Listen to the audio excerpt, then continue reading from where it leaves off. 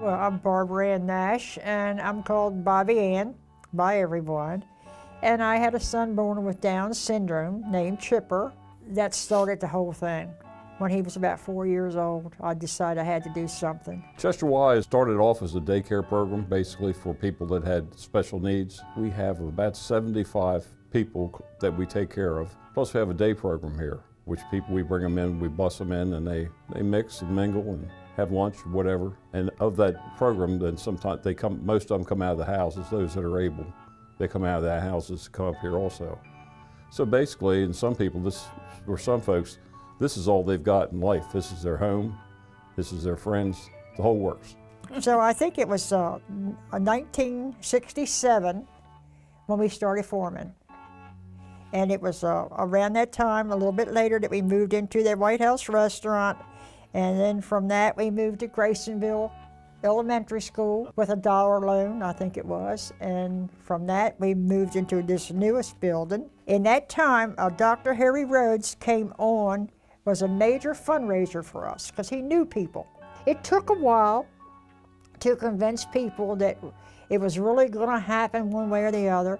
And we had, as it rolled on, we started getting the support we really needed.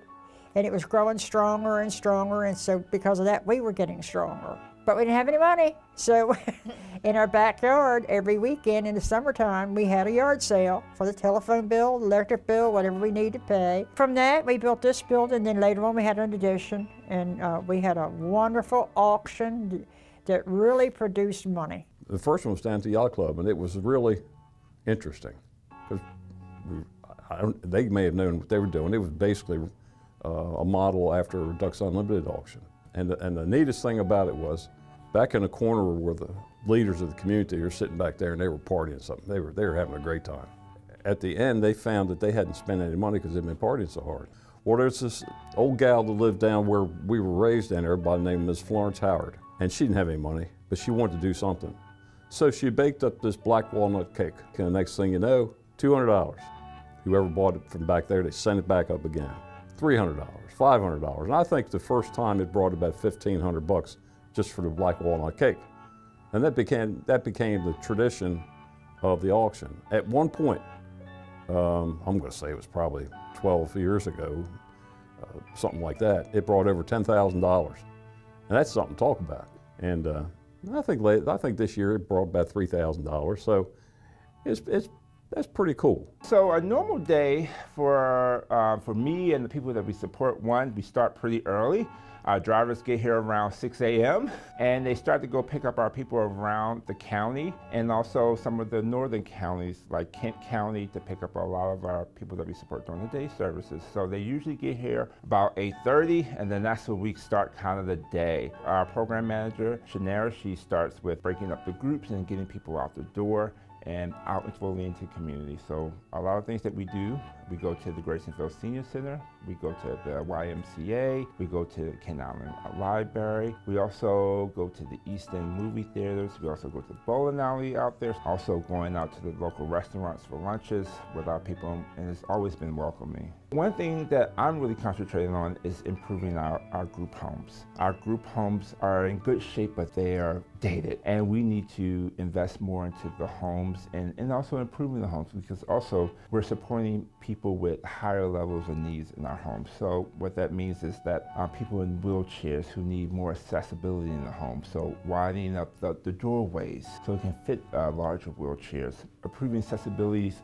in the bathrooms so the staff person can support someone easily in the bathroom. So that's something that we are looking to do, and we're doing that kind of now. We are remodeling 2 of our homes, and then also we're looking at is for generators. One thing with climate change and everything that happens in the world, we have to be able to have infrastructure that we can still support people within our homes without having to move them if the power goes out. So generators comes at a huge cost to the agency, also with buying them and also maintaining them for the long term. So that's something that we absolutely want to do to support our people so we can support them in the homes, and we don't have to get up and move out the homes if power goes off for several days, or there's some type of climate disaster here locally, we are secure in our homes and be able to protect and serve people safely. If someone's born and has this medical problem, the school, the education department is responsible for their well-being up to 21 years old. Well, after 21, they're on their own, and that's where we come in. So it's an adult daycare program. So our day services really support job development. So one thing that we do is really assess a person when they come into our services, and then we try to see what skills they have and then go out to our local community partnerships and see can they give them a chance, work with them, and we also work with them at the job. So one thing that we've been looking at is some of our people have been doing dishwashing, stocking shelves, and also lawn care and janitorial services. So we want to support people to be the most independent as possible. Our jobs is working our way out of a job, in a sense. Having Chesterwye has been a godsend, because there really wasn't that many facilities over here on the Eastern Shore for special needs people. And this organization really helps out, especially for my sister-in-law here, Sharon Dubell. And it gives me the opportunity to be able to be close enough to her, to visit her, to monitor her care, and to be part of this organization. This home we are in right now is considered a state-of-the-art wheelchair accessible home. The rooms are made so the wheelchairs can move easily back and forth into their rooms. They have special lifts in the rooms so they can be put on a sling.